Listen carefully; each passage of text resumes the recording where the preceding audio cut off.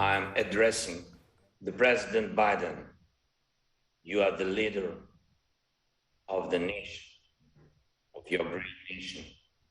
I wish you to be the leader of the world. Being the leader of the world means to be the leader of peace. Ukrainian President Volodymyr Zelenskyy spoke to President Biden and members of Congress virtually today.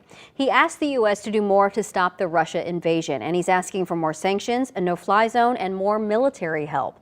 Today, President Biden agreed to at least some of those requests. So what do our local leaders have to say about the address? 5 on your side, Sarah Maki has been talking with them today. And Sarah, what are they telling you? Well, everyone agrees on this, that Zelensky gave an impassioned and moving speech, and both sides say Ukraine will get more American help, but just how much is still up for debate.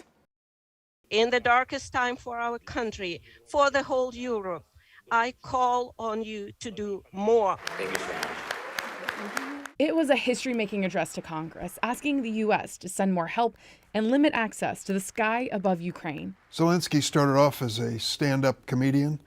He has now turned out to be one of the world's leading stand-up presidents, and he's standing up to Vladimir Putin in an amazing way. Afterwards, President Joe Biden announcing he will send another $800 million in military aid, including anti-aircraft and anti-armor systems, also thousands of small arms and drones. But left off of this list, two of Zelensky's biggest asks: U.S. help in transferring Polish MiG fighter jets and a no-fly zone over Ukraine. When it comes to the MiGs from Poland, I'll tell you what, I think we have overplayed that hand.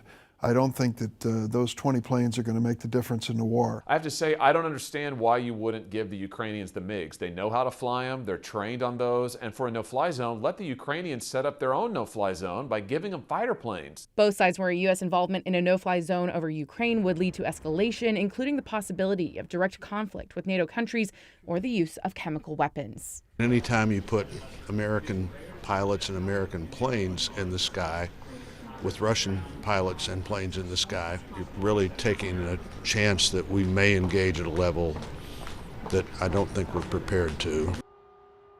With this additional $800 million in military aid, the U.S. has now committed to $1 billion this week alone. There are reportedly signs of progress in the peace talks between Russia and Ukraine, but President Vladimir Putin gave his own angry speech to the Russian people today that showed no room for compromise.